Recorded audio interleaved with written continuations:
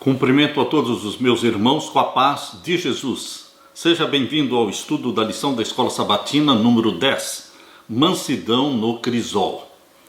Antes de começar, vamos orar. Pai querido que estás nos céus, aqui estamos na Tua presença buscando a Tua bênção. É em nome de Jesus que suplicamos que o Senhor derrame o Espírito Santo sobre mim e os meus irmãos, que ao abrirmos a Tua palavra, o Senhor nos ilumine, que o Senhor nos ensine a mansidão de Jesus. Dá-nos esta qualidade de caráter de Jesus.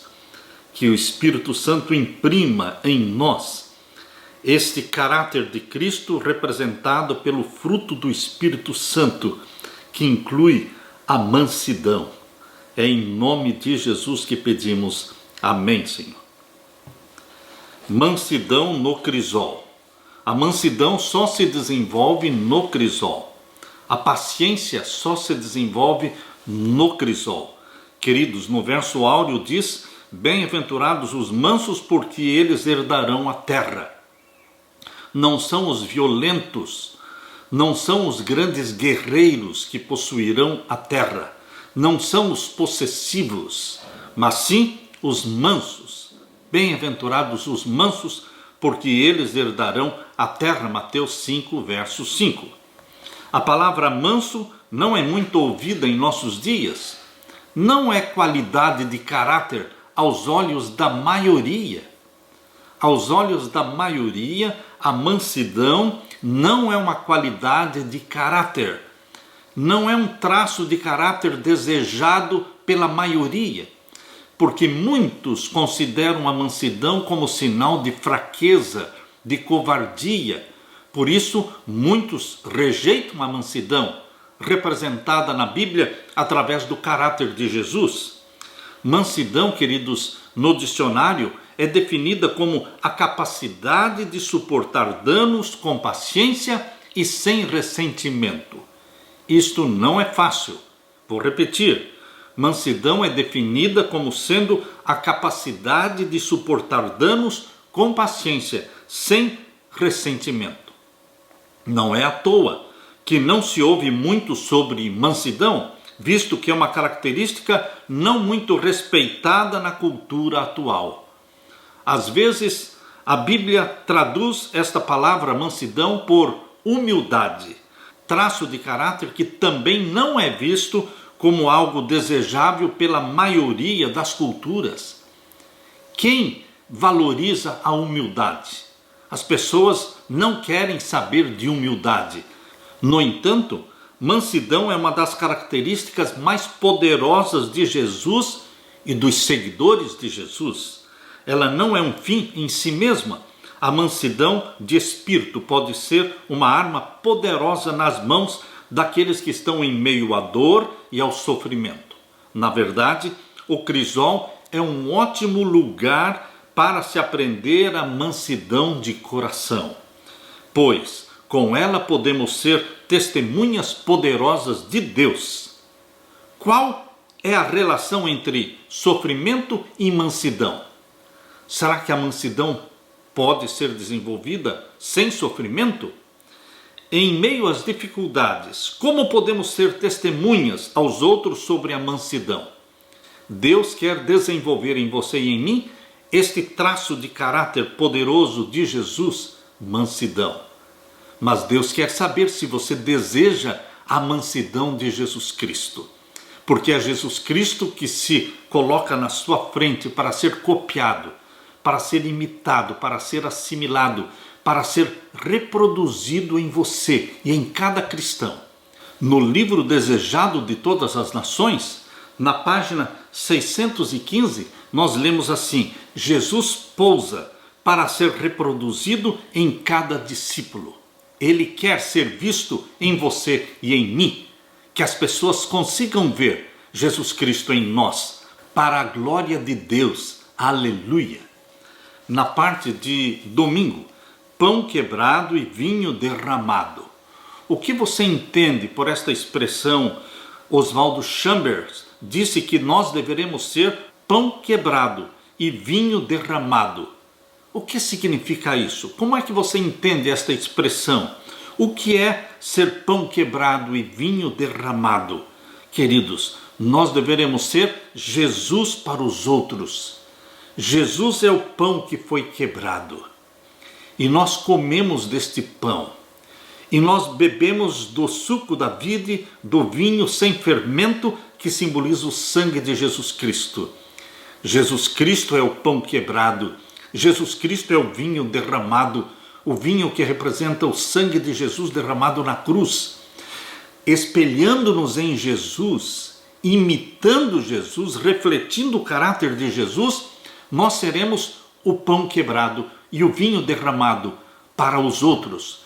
Em toda a Bíblia existem exemplos de pessoas que foram o pão quebrado. Moisés, por exemplo, foi chamado por Deus para suportar ondas intermináveis de fofocas, de críticas, enquanto ele conduzia o povo à terra prometida. José é um outro exemplo bíblico que foi chamado para uma jornada que envolveu traição, prisão, quando foi levado a uma posição de serviço no Egito. Em cada caso, Deus permitiu as situações para que a vida de seu povo pudesse se tornar palco da manifestação da graça e cuidado divinos, não apenas para si mesmo, mas para o bem dos outros. Deus pode nos usar da mesma forma. É fácil sentir raiva, é fácil sentir mágoa em tais situações quando provocados, mas, como observamos, mansidão é a capacidade concedida por Deus para suportar todas estas coisas com paciência e sem ressentimento.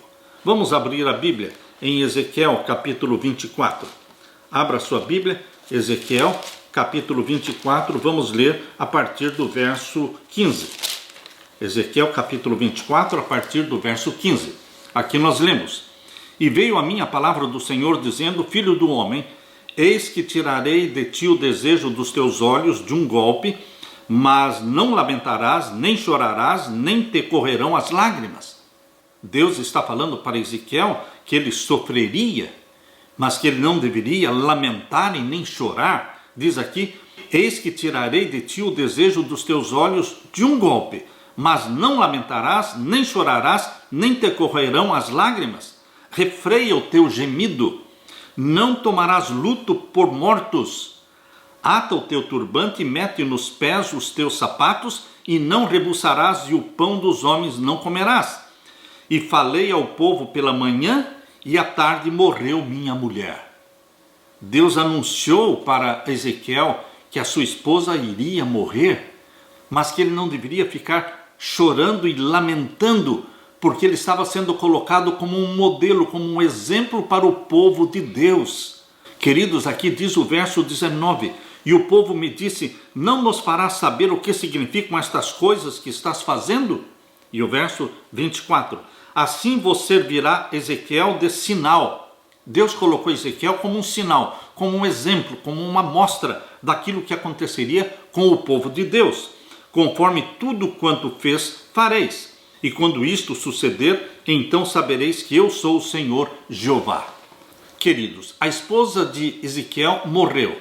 Ele passou por este crisol, sem se lamentar, sem desespero, para servir de exemplo sobre o que ocorreria com o povo de Deus. Por meio do exemplo de Ezequiel, o povo de Israel seria convencido da verdade sobre quem era Deus, o soberano Senhor, e veria essa verdade no cumprimento da profecia simbolizada na vida de Ezequiel e no sofrimento que ele enfrentou. Quem sabe quantas pessoas verão o Senhor Deus através de nós e os nossos sofrimentos também. Queridos, quando você vê para a experiência de José, de Ezequiel, de Moisés, quando você olha para a experiência de Jó, todos eles foram colocados como exemplos na Bíblia, de que todos vamos passar pelo crisol do sofrimento e que nós deveremos mostrar dentro do crisol a mansidão, a paciência em suportar os sofrimentos sem ressentimento. Pão quebrado e vinho derramado, foi isso que Jesus Cristo foi. É isto que Deus quer que você e eu sejamos: pão quebrado, vinho derramado pelos outros. Vamos servir de alento e de conforto para os outros. Mais cedo ou mais tarde, a própria vida nos quebranta. Que lições você aprendeu com os sofrimentos? Como a sua alma quebrantada pode ser usada por Deus para ajudar as outras pessoas? Somente os que sofrem sabem como consolar os sofredores. Somente aqueles que choram sabem consolar os que choram. Queridos, por isso Jesus Cristo nos entende, porque Ele em tudo foi tentado como nós somos tentados. Ele passou pelo vale da sombra da morte, por isso Ele pode nos amparar e nos sustentar nos seus braços, ao também atravessarmos o vale da sombra da morte. Seja, meu querido irmão, um pão quebrado e um vinho derramado, em nome de Jesus. Aleluia! Na parte de segunda-feira, intercedendo pela graça. Jesus Cristo é o grande intercessor nosso no santuário celestial. Mas Deus nos deixou na Bíblia outros exemplos de intercessões. Moisés, por exemplo, intercedeu pelo povo de Israel. Abra sua Bíblia em Êxodo 32. Êxodo 32, vamos ler ali a partir do verso 1. Êxodo 32, vamos ler então a partir do verso 1. Aqui nós lemos: mas, vendo o povo que Moisés tardava em descer do monte, ajuntou-se o povo a Arão, disseram-lhe: levanta-te, faze-nos deuses que vão adiante de nós, porque quanto a este Moisés, a este homem que nos tirou da terra do Egito, não sabemos o que lhe sucedeu. E Arão lhes disse: arrancai os pendentes de ouro que estão nas orelhas das vossas mulheres e dos vossos filhos e das vossas filhas, e trazei-mos. Então todo o povo arrancou os pendentes de ouro que estavam nas suas orelhas e os trouxeram a Arão. E ele os tomou das suas mãos e formou o ouro com um buril e fez dele um bezerro de fundição. Então disseram: estes são teus deuses, ó Israel, que te tiraram da terra do Egito. Que abominação, que idolatria! Com a aprovação de Arão, que foi fraco, foi covarde. E aqui o verso 5 diz: e Arão, vendo isto, edificou um altar diante dele, e Arão apregoou e disse: amanhã será festa ao Senhor. Arão convocou o povo para fazer uma festa ao redor daquele bezerro de ouro. Verso 6. E no dia seguinte madrugaram e ofereceram holocaustos e trouxeram ofertas pacíficas, e o povo assentou-se a comer e a beber, depois levantaram-se a folgar. Então, verso 7, disse o Senhor a Moisés: vai, Moisés, desce, porque o teu povo que fizeste subir do Egito se tem corrompido, e depressa se tem desviado dos caminhos que eu lhes tinha ordenado. Fizeram para si um bezerro de fundição, e perante ele se inclinaram e sacrificaram-lhe, e disseram: estes são os teus deuses, ó Israel, que te tiraram da terra do Egito. Como este povo se apostatou tão rápido? Queridos, Deus precisa de líderes que sejam não como Arão, mas líderes que sejam mansos como Moisés, mas firmes como uma rocha, que não recuem, que não sejam covardes, que não temam de chamar o pecado pelo nome, mas que também amem os pecadores como Moisés amou os pecadores. Estava disposto a ser riscado do livro da vida, intercedendo por aqueles pecadores. E agora aqui diz o capítulo 32 e o verso 9. Disse mais o Senhor a Moisés: tenho visto a este povo, e eis que é um povo obstinado, ou seja, teimoso. Agora, pois, deixa-me que o meu furor se acenda contra eles e os consuma, e eu farei de ti uma grande nação. Deus estava testando Moisés, provando Moisés, para ver qual seria a reação de Moisés. Ele fez uma proposta de consumir o povo de Israel, que era teimoso e idólatra, e fazer de Moisés uma grande nação. Moisés poderia ter dito: tudo bem, Senhor, então siga em frente, destrua o povo e faça uma grande nação da minha descendência. Mas Moisés não agiu assim, porque Moisés estava ali representando Jesus, como um símbolo de Jesus, o nosso intercessor. Moisés se colocou ao lado dos pecadores. Jesus Cristo também se coloca ao lado dos pecadores. Queridos, aqui diz o verso 11: porém Moisés suplicou ao Senhor seu Deus e disse: ó Senhor, por que se acende o teu furor contra o teu povo que tu tiraste da terra do Egito com grande força e com forte mão? Deus, quando falou com Moisés, disse o teu povo. Agora Moisés, quando falou com Deus, falou o teu povo. Queridos, aquele povo era o povo de Deus, não era o povo de Moisés. Agora o verso 12 diz: por que hão de falar os egípcios dizendo, para mal os tirou, para matá-los nos montes e para destruí-los da face da terra? Torna-te da ira do teu furor e arrepende-te deste mal contra o teu povo. Moisés aconselhando Deus. É óbvio que Deus estava testando Moisés, porque Deus é muito mais, infinitamente mais misericordioso do que Moisés ou do que você ou eu. Ali era um teste, era uma prova para Moisés. E o verso 13, Moisés continua falando: lembra-te de Abraão, de Isaque, de Israel, os teus servos, aos quais por ti mesmo tens jurado e lhes disseste: multiplicarei a vossa semente como as estrelas dos céus e darei à vossa semente toda esta terra, de que tenho dito, para que a possuam por herança eterna. Então o Senhor arrependeu-se do mal que dissera que havia de fazer ao seu povo. Ora, queridos, aqui dá a entender que o apelo de Moisés surtiu efeito e que Deus se arrependeu da intenção de destruir. Mas, na realidade, o teste que foi feito para Moisés, ele passou no teste. E Deus demonstrou a misericórdia que sempre existiu. Não foi Moisés que despertou a misericórdia de Deus. A misericórdia sempre existiu em Deus, antes e depois de Moisés. Então o Senhor arrependeu-se do mal que dissera que havia de fazer ao seu povo. E voltou Moisés e desceu do monte com as 2 tábuas do testemunho na sua mão, tábuas escritas de ambas as bandas, de uma e de outra banda escritas estavam. E aquelas tábuas eram obra de Deus. Também a escritura era a mesma escritura de Deus esculpida nas tábuas.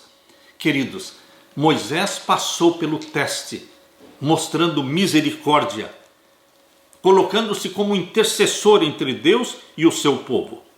Depois que os israelitas começaram a adorar o bezerro de ouro, Deus julgou que eles haviam ido longe demais e anunciou que destruiria o povo e faria de Moisés uma grande nação. Mas em vez de aceitar a oferta divina, Moisés implorou ao Senhor para que mostrasse graça ao povo. E Deus cedeu. Êxodo 32, 1 a 14 levanta 2 questões importantes. Primeira, a oferta divina de destruir o povo rebelde e abençoar Moisés foi somente um teste para o profeta Moisés. Deus queria que ele demonstrasse quanta compaixão tinha por este povo tão desobediente. Moisés passou no teste. Como Jesus, ele implorou misericórdia para os pecadores. Isso revela algo muito interessante. Às vezes, Deus também pode permitir que enfrentemos oposição. Ele pode permitir que passemos por um crisol para que ele, as pessoas e o universo observador vejam quanta compaixão temos pelos rebeldes. Que razões Moisés deu para pedir ao Senhor que não destruísse Israel? Em segundo lugar, essa passagem que nós lemos de Êxodo 32 mostra que oposição e desobediência são oportunidades para revelar graça. A graça é necessária quando as pessoas menos a merecem, mas quando elas menos merecem, temos menos vontade de oferecê-la.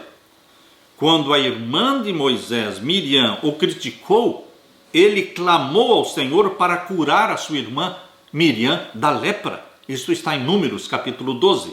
Quando Deus ficou irado com Coré, Datã e Abirão e ameaçou destruí-los, Moisés prostrou-se com o rosto em terra para implorar pela vida deles.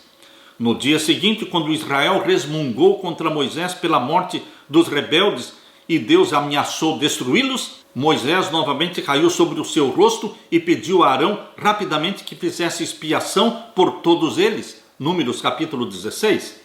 Com mansidão e abnegação, em meio ao crisol, Moisés buscou a graça em nome daqueles que certamente não mereciam a graça. A graça sempre é imerecida. Deus nos cobre com a sua graça, não porque temos méritos, mas pelos méritos perfeitos e abundantes de Jesus Cristo, nosso Senhor. Pense nas pessoas ao seu redor, que aparentemente menos merecem graça. Como você pode, com mansidão e humildade altruísta, ser uma revelação da graça divina para estas pessoas que acusam você, que trazem sofrimento para você? Como é que você pode ser um reflexo da graça divina diante delas? Que Deus derrame o Espírito Santo sobre você, para que você tenha o espírito de Moisés, de interceder pelas pessoas, ficando ao lado dos pecadores, odiando o pecado como Deus odeia o pecado, mas ama os pecadores. Que nós também olhemos com graça, com misericórdia para aqueles que nos ofendem. Queridos, Deus quer que você seja um reflexo do caráter de Jesus, e é possível copiar este caráter de Jesus e refleti-lo aos outros. Aleluia! Na parte de terça-feira, amar quem nos fere. Você pode estar dizendo: ah, pastor, mas isto é muito difícil. Eu não digo que é difícil, é impossível amar os que nos ferem. Mas, então como é que Jesus Cristo disse: amai vossos inimigos? É pelo poder de Jesus Cristo, é pela graça de Jesus Cristo, é pelo Espírito Santo que em nós habita, que se torna possível amar os que nos ferem. Em nós mesmos, isto é uma tarefa impossível. Alguém disse que amar nossos inimigos, então, não significa que devamos amar a lama em que a pérola está enterrada. Significa que amamos a pérola que jaz na lama. Deus não nos ama porque somos amáveis por natureza, porque não somos, mas nos tornamos amáveis porque Ele nos ama. Quando você olha para os seus inimigos, o que realmente vê nessas pessoas? Você vê a pérola ou você vê a sujeira ao redor? Assim como Deus odeia o pecado, mas ama o pecador, Deus quer que você também ame a pérola que são os pecadores, mas não ame o pecado, não ame a lama, a sujeira. Em Mateus capítulo 5, abra sua Bíblia, Mateus capítulo 5 e os versos 43 em diante. Mateus capítulo 5 e os versos 43 em diante. Aqui nós lemos: ouvistes que foi dito: amarás ao teu próximo e aborrecerás o teu inimigo? Isto é fácil, amar aqueles que nos amam e fazer bem aos que nos fazem bem e aborrecer os nossos inimigos. Isto é fácil. Davi nos Salmos demonstra muitas vezes que ele aborrecia os inimigos e pedia a Deus que destruísse os seus inimigos. Mas o que Jesus está falando aqui, no verso 44, eu, porém, vos digo, amai os vossos inimigos. Não é desejar o mal deles, não é desejar a prisão deles, mas é amar os vossos inimigos, bendizei os que vos maldizem, fazei bem aos que vos odeiam, e orai pelos que vos maltratam e vos perseguem. Isso que Jesus está mandando aqui, em Mateus 5,44, só é possível quando somos gerados pelo Espírito Santo. E o Espírito Santo gera em nós a natureza santa de Jesus. E o Espírito Santo começa a implantar em você a mente de Jesus. E você começa a amar as pessoas com aquele amor que não é sentimento, não é o gostar, mas é o amor não sentimento, é o amor princípio do querer o bem das pessoas, querer salvá-las, orar por elas. Não é um sentimento, o sentimento de gostar das pessoas. Isso só existe com relação àqueles que nos agradam, àqueles que têm afinidades conosco. Mas o amor verdadeiro que Deus pede que amemos é o amor princípio. É o amor que em grego a palavra é agape. E o verbo é agapao. É o amar. Amar como princípio, a forma como Deus nos ama. É o verbo agapao. Queridos, aqui diz, amai os vossos inimigos. É possível, em nome de Jesus Cristo, pelo Espírito Santo vivendo em nós, bendizer os que nos maldizem, e fazer bem aos que nos odeiam, e orar pelos que nos maltratam e nos perseguem. É exatamente o que está no verso 44. E o verso 45. Para que sejais filhos do vosso Pai que está nos céus. Não tem outro jeito de ser filho do nosso Pai Celestial. Nós temos que ser gerados pelo Espírito Santo e nascermos como filhos e filhas de Deus. Não tem outra forma de ser filho e filha de Deus, a não ser nascendo de novo, nascendo da água e do Espírito. E uma vez que nascemos como filhos e filhas de Deus, gerados pelo Espírito Santo, então diz aqui, para que sejais filhos do vosso Pai que está nos céus, porque faz com que o sol se levante sobre maus e bons, e a chuva desça sobre justos e injustos. Nós vamos tratar bem também os que são maus. Nós vamos tratar bem também aqueles que são injustos, porque nós vamos refletir o amor e a misericórdia do nosso Pai Celestial. E o verso 46, pois se amardes os que vos amam, que galardão havereis? Não fazem os publicanos também o mesmo? Amar aqueles que nos amam, fazer bem aos que nos fazem bem, gostar daqueles que nos agradam, isso qualquer ímpio faz.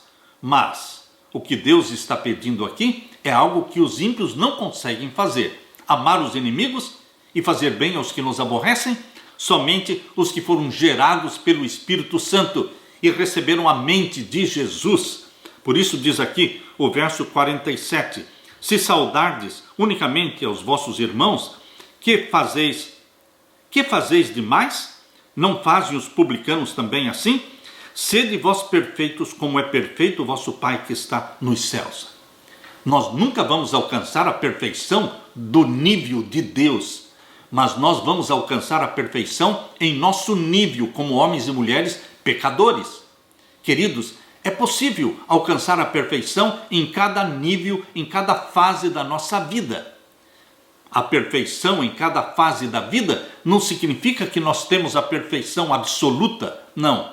Mas em cada fase da nossa vida, nós vamos confessando os nossos pecados e crescendo na santificação. Nós vamos cada vez mais assimilando o caráter de Jesus Cristo e aos olhos de Deus isto é perfeição. Não é perfeição absoluta, porque ainda temos a natureza pecaminosa, mas estamos correspondendo ao amor de Deus, estamos aprendendo a perdoar, estamos lutando contra vícios e pecados conhecidos, estamos no caminho da santificação, e isto aos olhos de Deus é alcançar a perfeição. Não podemos cruzar os braços e achar que não podemos vencer os nossos pecados, não podemos vencer os nossos vícios, não conseguimos amar aqueles que nos aborrecem, não conseguimos fazer bem aos que nos fazem mal e vamos nos conformar com isso. Queridos, se nos conformamos, nos tornamos como os ímpios. Mas Deus quer que você tenha um desafio, e o desafio é diário, de crescer na semelhança com Jesus.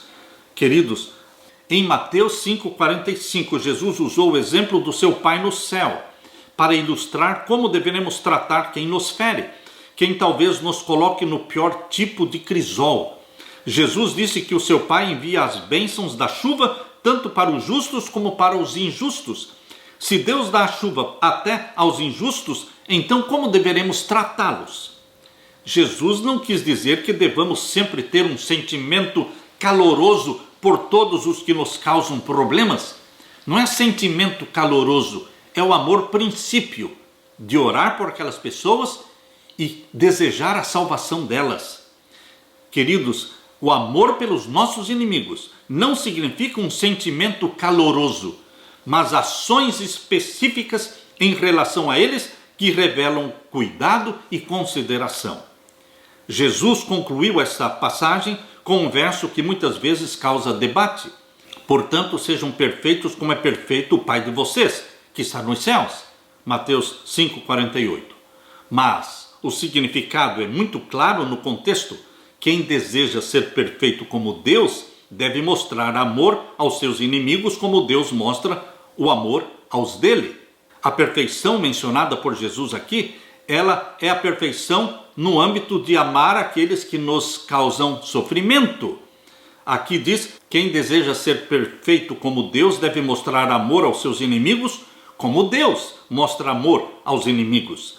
Fazer isso requer uma mansidão de coração que só o Senhor pode dar. Queridos, não é para dentro de você que você olha buscando forças, buscando perfeição, não.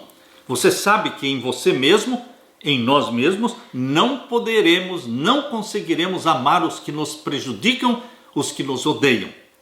Então nós olhamos para fora de nós, olhamos para cima e pedimos em nome de Jesus Cristo esta santidade que só Ele tem, este amor que só Deus tem para derramar em nosso coração, um amor que é princípio, não é sentimento, tendo em mente a definição da mansidão, que significa capacidade de suportar danos com paciência e sem ressentimento.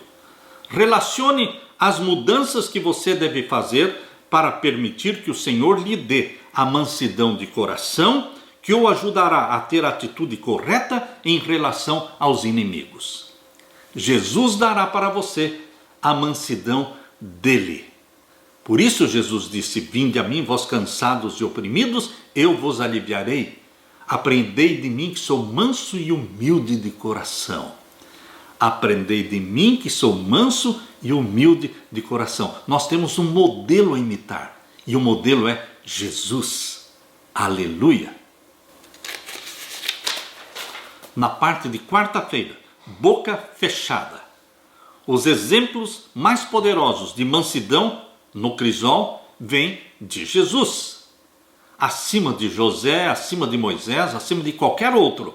O exemplo por excelência de mansidão é Jesus. Quando ele disse, aprendam de mim porque sou manso e humilde de coração. Mateus 11, 29. É o convite de Jesus, aprenda de mim. Como é que nós aprendemos de Jesus? Meditando nele, meditando na vida dele, como está revelada nos evangelhos, estudando a Bíblia, orando, buscando a bênção do Espírito Santo diariamente em nossa vida. Nós temos que copiar o caráter de Jesus, e o Espírito Santo faz este trabalho de nos comunicar a vida de Jesus, a mente de Jesus. Convido você agora a abrir a Bíblia em 1 Pedro, primeira carta de Pedro, capítulo 2. Primeira carta de Pedro, capítulo 2, e vamos ler então o verso 18 até o verso 25. Primeira carta de Pedro, capítulo 2, versos 18 a 25. Vós, servos, sujeitai-vos com todo temor aos senhores, não somente aos bons e humanos, mas também aos maus. Existem bons patrões, existem maus patrões. Naquele tempo e hoje, existem os bons senhores e os maus senhores. E o que Jesus está falando para nós aqui, através de Pedro, é que nós deveremos nos sujeitar com temor aos senhores, não somente aos bons, mas também aos maus. Porque é coisa agradável, diz o verso 19, que alguém, por causa da consciência para com Deus, sofra agravos, padecendo injustamente. Quando nós sofremos injustamente, porque estamos nos espelhando em Jesus, que sofreu injustamente, então nós refletimos Jesus na nossa vida. Verso 20. Porque que glória será essa, se pecando sois esbofeteados e sofreis? Mas se fazendo bem sois afligidos e o sofreis, isso é agradável a Deus. Se alguém sofre porque é ladrão, porque é mau, porque foi preso pela polícia, porque roubou, isso não existe glória nenhuma, porque ele está pagando por aquilo que ele fez. Mas, queridos, o que Deus quer que façamos é imitar a Jesus Cristo, que foi tratado mal injustamente, para que Deus seja honrado na sua vida como foi honrado na vida de Jesus. Verso 21. Porque para isso sois chamados, pois também Cristo padeceu por nós, deixando-nos o exemplo para que sigais as suas pisadas. O exemplo deixado por Jesus não foi um exemplo isento de sofrimento, de injustiças, de calúnias. Não, queridos. O exemplo deixado por Jesus para você e para mim é um exemplo de quem foi maltratado injustamente, foi morto na cruz injustamente. E aqui diz o verso 22, o qual não cometeu pecado. Jesus nunca pecou, nunca teve um pensamento pecaminoso.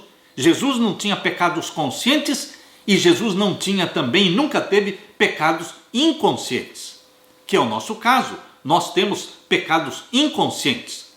Você pode vencer pela graça de Jesus Cristo os pecados conscientes, mas mesmo assim continuamos tendo pecados inconscientes.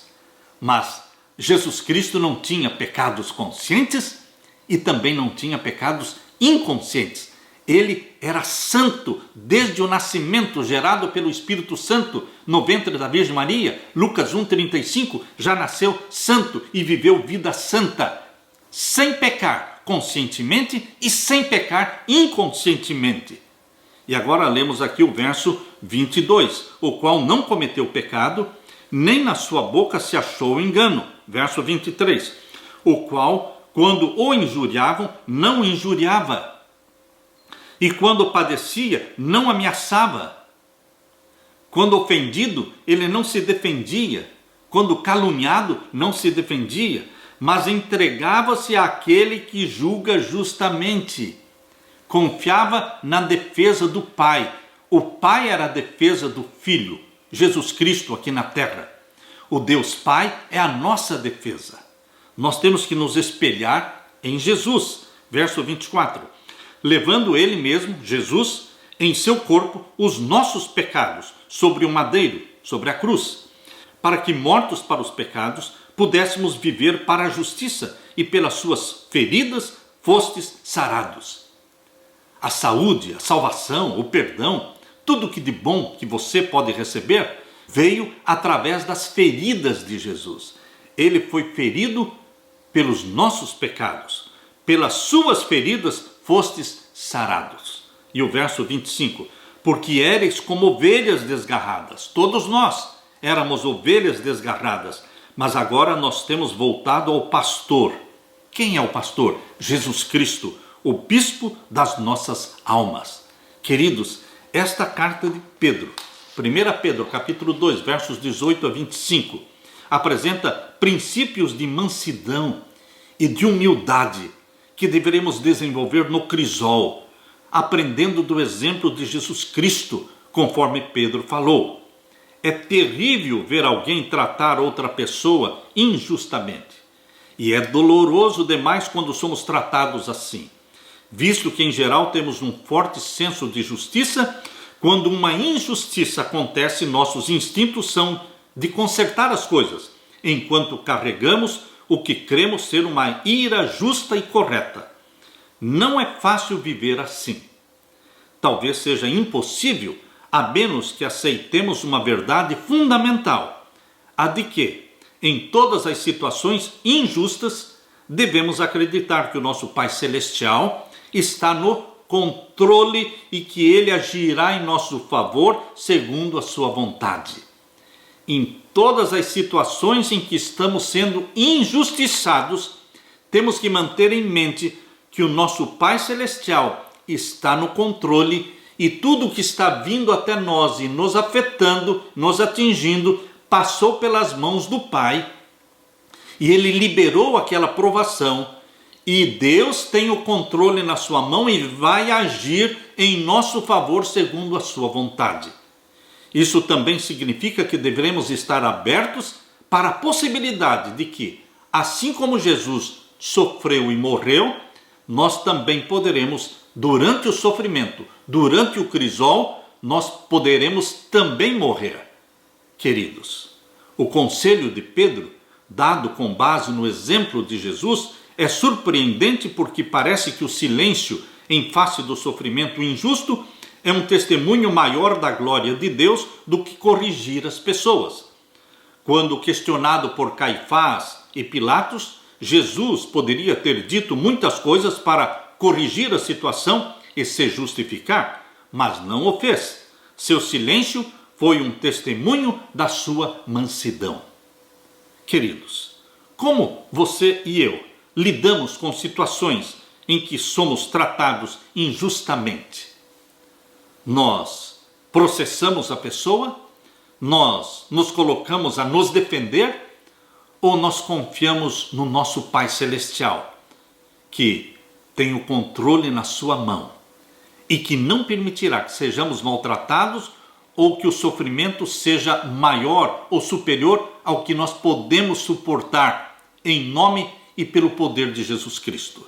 Lembre-se, Paulo disse na sua primeira carta, abra sua Bíblia, na primeira carta de Paulo aos Coríntios, aqui nós lemos, capítulo 10, primeira carta de Paulo aos Coríntios, capítulo 10, verso 13. Não veio sobre vós tentação senão humana.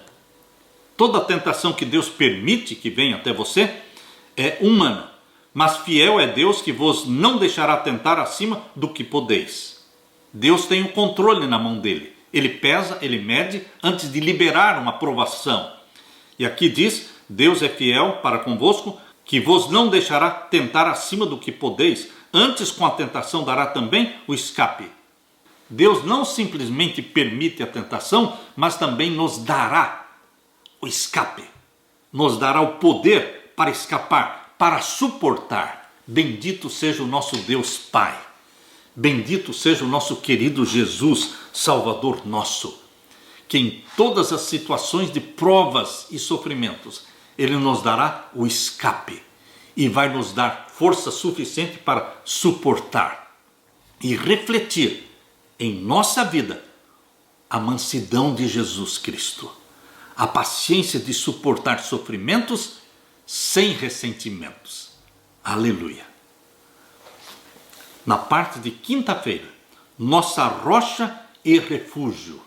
Quem é a nossa rocha e o nosso refúgio? Só existe uma rocha e um refúgio.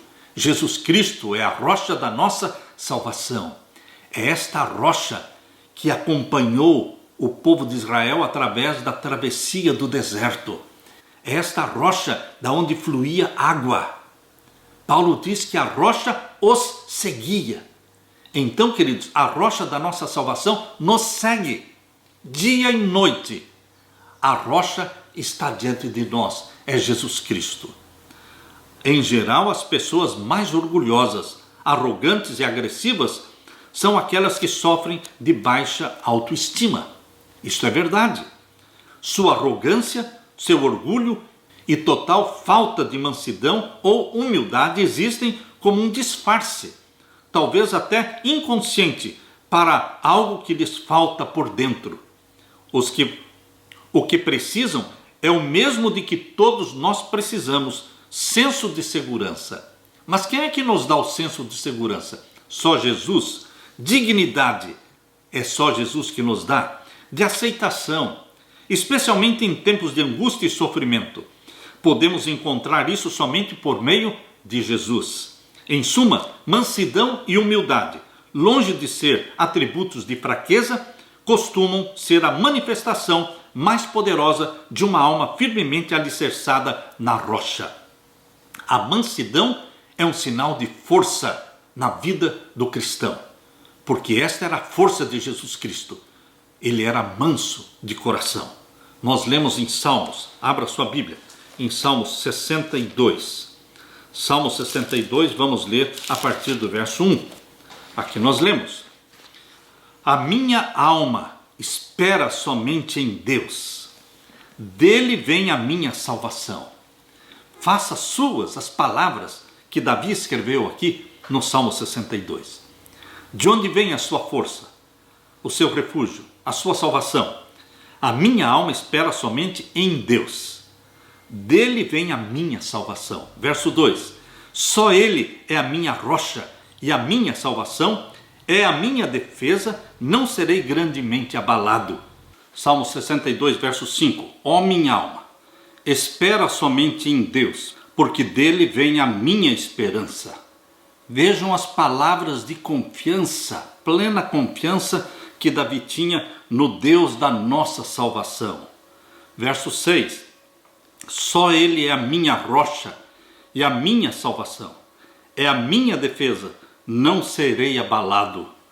Faça das palavras de Davi neste salmo as suas palavras, meu querido irmão, minha querida irmã.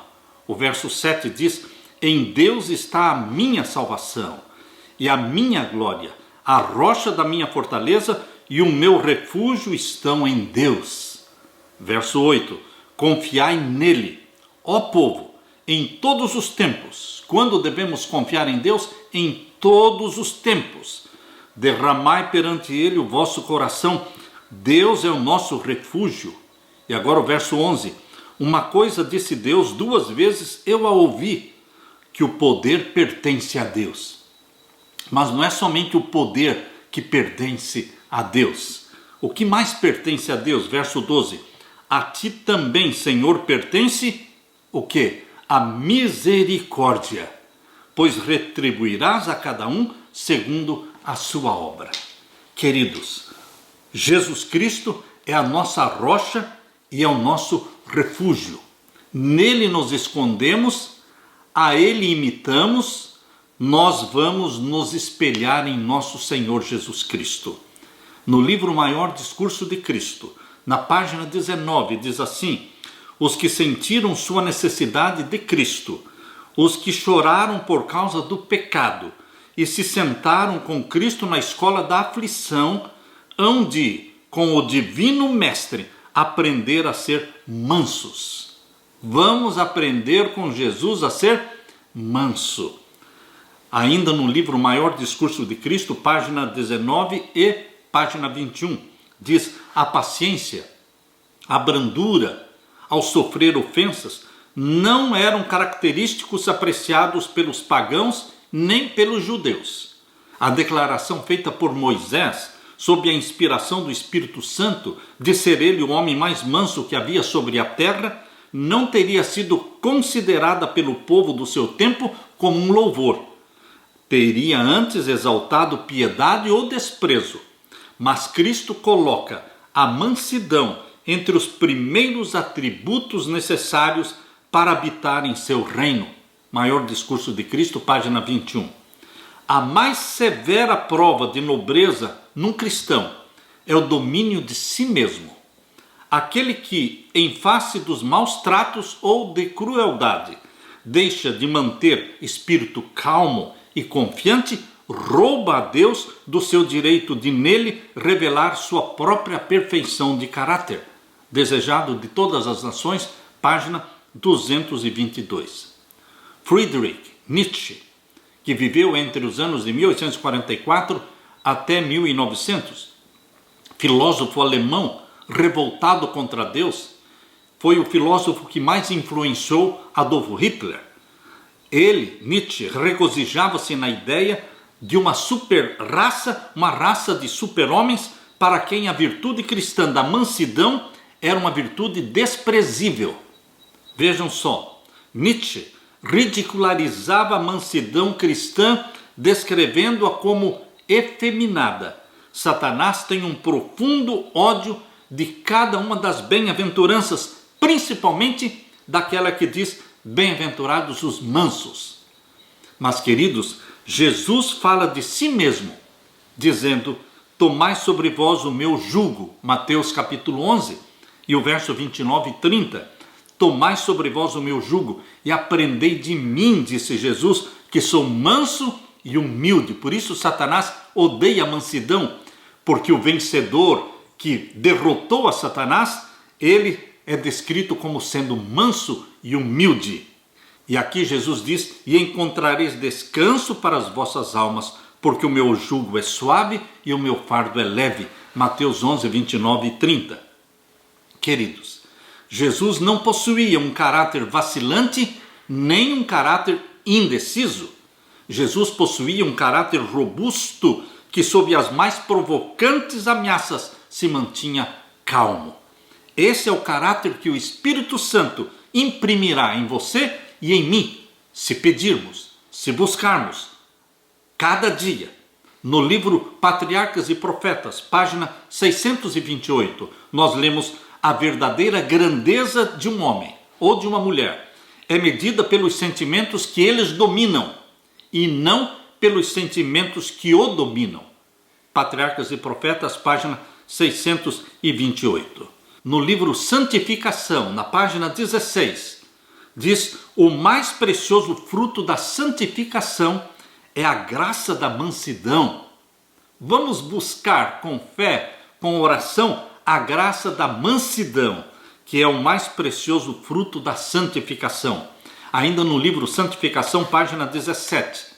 A mansidão é uma graça produzida pelo Espírito Santo como agente santificador e habilita o seu possuidor a controlar em todo o tempo um temperamento impulsivo e impetuoso.